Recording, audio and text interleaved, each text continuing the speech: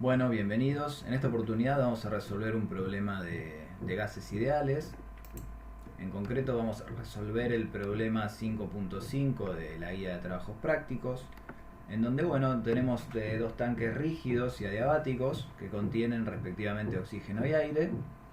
Entonces, ambos tanques están conectados por una válvula que cumple la función de unión de los recipientes. Inicialmente la válvula está cerrada y se supone que se abre la válvula y se establece el equilibrio termodinámico. Nos pide determinar la presión y la temperatura final de la mezcla. En este caso estamos en un caso de mezcla de gases ideales. Nos dan información sobre el estado inicial y nos da información sobre el estado inicial de ambos gases, el estado inicial del aire y el estado inicial del oxígeno. Algunas consideraciones que vale la pena mencionar para este problema en particular. Vamos a seleccionar como sistema ambas masas de ambos gases en su conjunto. Ese va a ser nuestro sistema de estudio. Y vamos a suponer al aire como gas ideal, ya que también podría suponerse como una mezcla de gases ideales, es decir, una mezcla de nitrógeno y oxígeno, y hay varios gases más. Empezamos con definiendo el estado inicial del aire. Nos dan datos sobre la presión, la temperatura y la masa, ¿no? Con esto calculamos el volumen en el interior del recipiente que contiene aire, utilizando la ecuación de estado de gases ideales que venimos usando hace bastante en el curso. A su vez definimos el otro estado inicial, que en este caso para el oxígeno, donde también nos dan datos tanto de presión, masa y temperatura, y con eso podemos de nuevo utilizar la ecuación de estado para despejar el volumen inicial contenido, el volumen inicial de oxígeno contenido en el tanque. Una vez que se abre la válvula, el recipiente va a evolucionar a un equilibrio termodinámico. Entonces, en ese equilibrio final, habrá parámetros, tanto temperatura o presión o volumen específicos, que van a ser uniformes y únicos a lo largo de toda la mezcla, ¿no? Entonces, para definir el estado final, vamos a recordar algunos conceptos que habíamos estado utilizando en un ejercicio que habíamos hecho de la guía 3, cuando hicimos una mezcla de gases ideales. Y el volumen final va a estar compuesto por la suma de los volúmenes de ambos oxígenos, ¿no? Y podemos aplicar simultáneamente la ecuación de estado para los dos gases en cuestión, considerando el volumen final ocupado por la mezcla, la temperatura de la mezcla, y estas ecuaciones van a ser aplicadas para ambos gases considerando sus presiones parciales, ¿no? Recordemos que cada gas va a ocupar el mismo volumen. Entonces, al aplicar la ley de estado, tenemos la presión parcial y el volumen final. Esto es la ley de Dalton que habíamos visto previamente.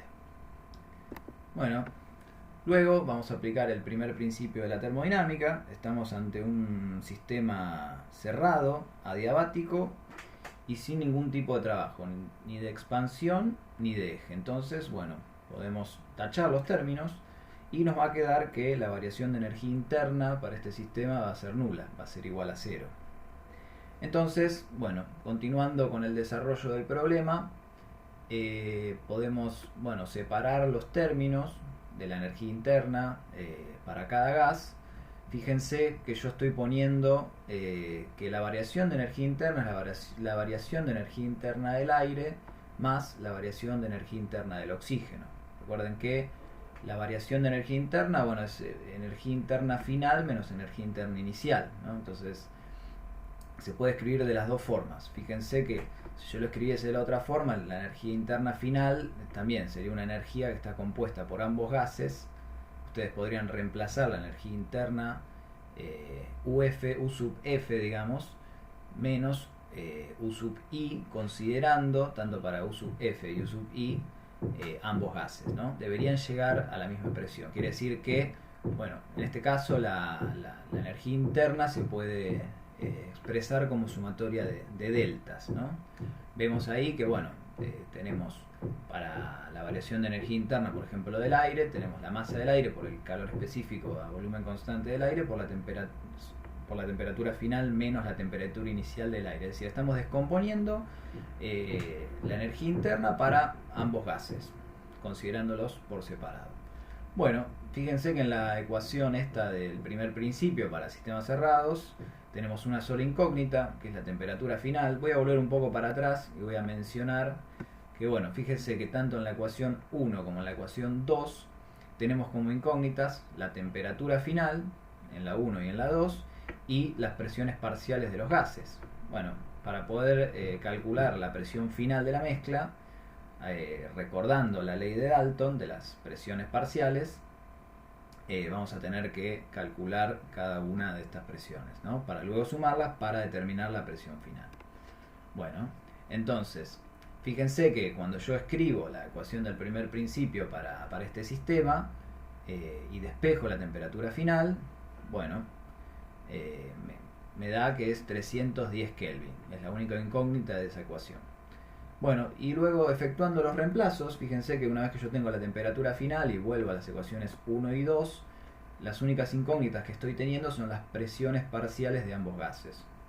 Entonces, bueno, acá yo efectué los reemplazos, fíjense, porque en este caso ustedes van a encontrar tanto en la guía, tanto en el enunciado del ejercicio como hay una explicación al final de la guía, que por lo menos a mí me dio un resultado diferente. La temperatura final me da igual que en el enunciado y yo calculé, bueno, las presiones parciales para ambos gases y llegué a ese resultado.